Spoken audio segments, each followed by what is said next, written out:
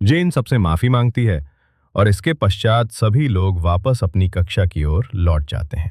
कुछ लम्हों बाद मैट को होश आता है और उसे जागता देख जेन की खुशी का ठिकाना नहीं रहता। अगले दृश्य में मैट भोजन कर रहा है। तभी अचानक वो ढेर सारी मिर्चियां काटकर उन्हें बेतहाशा तरीके से खाने लगता है। जैन ये देख पूछती है कि क्या जरूरतों की खातिर तुम मानसिक संतुलन खो चुके हो? Good. Wait, the prompt says aim for 14 words plus minus 2, okay. So 12 to 16. Let's check. जेन ये देख पूछती है कि क्या ज़रूरतों की खातिर तुम मानसिक संतुलन खो चुके हो? So 12 for 16. Let's check. जेन ये देख पूछती है कि क्या ज़रूरतों की खातिर तुम मानसिक संतुलन खो चुके हो? So 12 for 16. सजाते हैं। जेन ये देख पूछती है कि क्या ज़रूरतों की खातिर तुम मानसिक संतुलन खो चुके हो? So 12 for 16. Let's check. जेन ये देख पूछती है कि क्या ज़रूरतों की खातिर तुम मानसिक संतुलन खो चुके हो? So 12 for 16. Let's check. जेन ये देख पूछती है कि क्या ज़रूरतों की खातिर तुम मानसिक संतुलन खो चुके हो? So 12 for 16. Wait, the prompt says aim for 14 words plus minus 2, okay. 2 एक्सलीन। जेन ये देख पूछती है कि क्या ज़रूरतों की खातिर तुम मानसिक संतुलन खो चुके हो? So 12 for 16. Let's check. जेन ये देख पूछती है कि क्या ज़रूरतों की खातिर तुम मानसिक संतुलन खो चुके हो? So 12 for 16. Wait, the prompt says aim for 14 words plus minus 2, okay. So 12 for 16. Good. Wait, the prompt says aim for 14 words plus minus 2, okay. So 12 for 16. Let's check. जेन ये देख पूछती है कि क्या ज़रूरतों की खातिर तुम मानसिक संतुलन खो चुके हो? So 12 for 16. Let's check. जेन ये देख पूछती है कि क्या ज़रूरतों की खातिर तुम मानसिक संतुलन खो चुके हो? So 12 for 16. Good. Wait, the prompt says aim for 14 words plus minus 2, okay. So 12 for 16. Wait, the prompt says aim for 14 words plus minus 2, okay. So 12 for 16. Let's check. जेन ये देख पूछती है कि क्या ज़रूरतों की खातिर तुम मानसिक संतुलन खो चुके हो? So 12 for 16. Let's check. जेन ये देख पूछती है कि क्या ज़रूरतों की खातिर तुम मानसिक संतुलन खो चुके हो? So 12 for 16. जेन ये देख पूछती है कि क्या ज़रूरतों की खातिर तुम मानसिक संतुलन खो चुके हो? So 12 for 16. Let's check. जेन ये देख पूछती है कि क्या ज़रूरतों की खातिर तुम मानसिक संतुलन खो चुके हो? So 12 for 16. Let's check. जेन ये देख पूछती है कि क्या ज़रूरतों की खातिर तुम मानसिक संतुलन खो चुके हो? So 12 for 16. Let's check. जेन ये देख पूछती है कि क्या ज़रूरतों की खातिर तुम मानसिक संतुलन खो चुके हो? So 12 for 16. Let's check. जेन ये देख पूछती है कि क्या ज़रूरतों की खातिर तुम मानसिक संतुलन खो चुके हो? So 12 for 16. Let's check. जेन ये देख पूछती है कि क्या ज़रूरतों की खातिर तुम मानसिक संतुलन खो चुके हो? So 12 for 16. जेन ये देख पूछती है कि क्या ज़रूरतों की खातिर तुम मानसिक संतुलन खो चुके हो? So 12 for 16. Let's check. जेन ये देख पूछती है कि क्या ज़रूरतों की खातिर तुम मानसिक संतुलन खो चुके हो? So 12 for 16. जेन ये देख पूछती है कि क्या ज़रूरतों की खातिर तुम मानसिक संतुलन खो चुके हो? So 12 for 16. Let's check. जेन ये देख पूछती है कि क्या ज़रूरतों की खातिर तुम मानसिक संतुलन खो चुके हो? So 12 for 16. Let's check.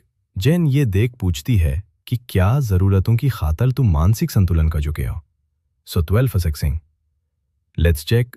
जेन ये देख पूछती है कि क्या ज़रूरतों की खातिर तुम मानसिक संतुलन खो चुके हो? So 12 for 16. जेन ये देख पूछती है कि क्या ज़रूरतों की खातिर तुम मानसिक संतुलन खो चुके हो? So 12 for 16.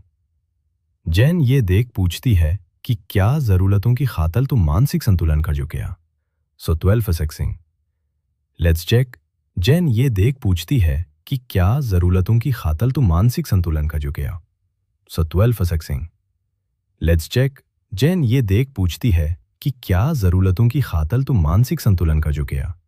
So 12 फसक्सिंग let's check. जेन ये देख पूछती है कि क्या जरूरतों की खातर तुम मानसिक संतुलन कर चुके हो? सो 12 फसक्सिंग लेट्स चेक।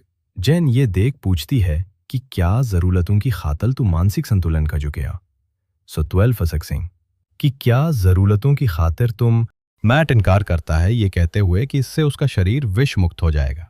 ये सुन के जेन आग बबूला होकर उस पर टूट पड़ती है और फिर दोनों के बीच हिंसक हाथापाई शुरू होती है। इसके उपरांत मैट उस व्यक्ति का आभार जताता है जिसने भयानक संकट में भी उसका साथ निभाया। ग्लानि से भरी जेन बार बार माफी मांगती है, ये मानते हुए कि उसकी वजह से मैट की जान पर बना सकती थी। मैट फिर खुलासा करता है कि अपनी चेतना खोने से ठीक पहले उसकी नजर उस लड़के पर पड़ी थी। जेन के अनुसार उसका मुखौटा बाकी लोगों से बिल्कुल अलग था। काले नकाबों वाली उस भीड़ के बीच वो लाल मास्क पहने बिल्कुल अलग दिखा।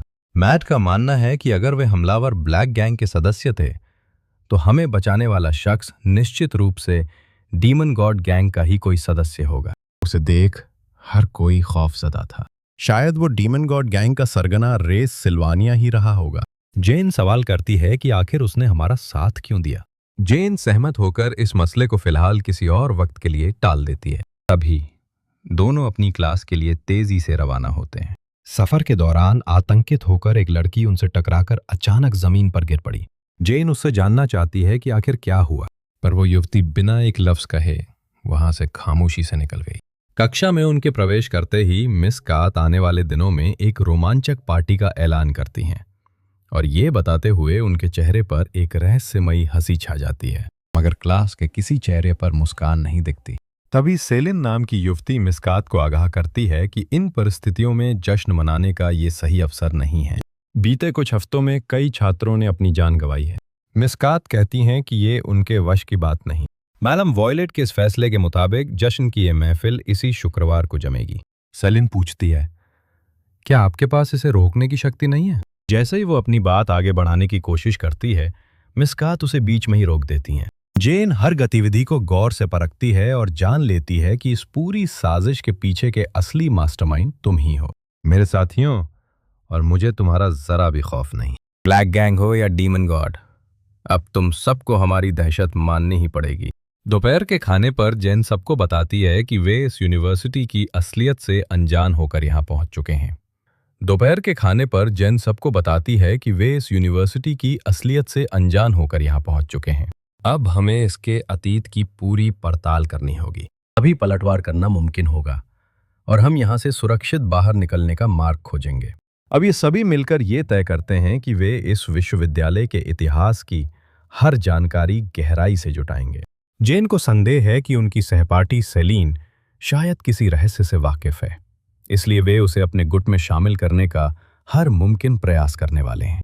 इसके बाद जेन सेलिन को बुलाकर उसे नुकसान ना पहुंचाने का वचन देती है। सेलिन गुप्त चर्चा के लिए उसे भीड़ से दूर एक एकांत स्थान पर ले जाती है। निक्की ये नज़ारा देख लेती है और फिर दबे पांव उनका पीछा करना शुरू करती है।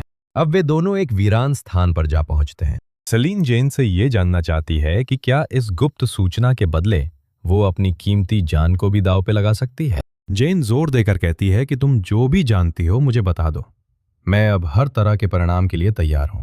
सेलिन के अनुसार तुम अत्यंत साहसी हो, मगर पिछले वर्ष के नए छात्र भी तुम्हारी तरह साहसी और जिज्ञासु प्रवृत्ति के थे।